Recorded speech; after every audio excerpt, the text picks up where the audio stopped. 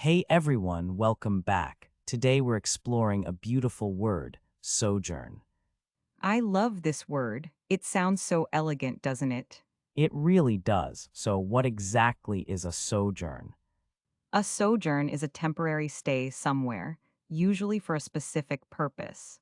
It's more formal than just saying visit or trip. Right, and interestingly, it comes from Old French, but its roots trace back to Latin. It literally meant to stay for a day. That's fascinating, though nowadays, a sojourn can last weeks or even months. Exactly. Let me give you an example. After graduating, she embarked on a 2-month sojourn in rural Italy to study traditional winemaking. Perfect. Here's another.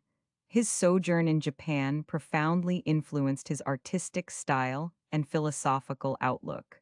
I like how it implies something meaningful, not just tourism. What about the verb form? Good point. You can also say to sojourn.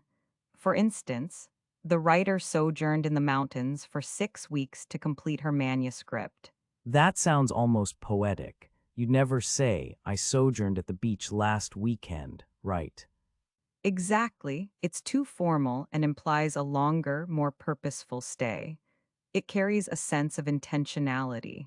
So it's perfect for academic writing, travel memoirs, or formal discussions about extended stays abroad. Absolutely. It elevates your language and conveys respect for the experience you're describing. One more example. During his sojourn in Copenhagen, he conducted groundbreaking research on sustainable architecture. Beautiful. So to recap, sojourn means a temporary but meaningful stay, typically for study, work, or personal growth. It's formal, sophisticated, and implies purpose, not for casual weekend getaways.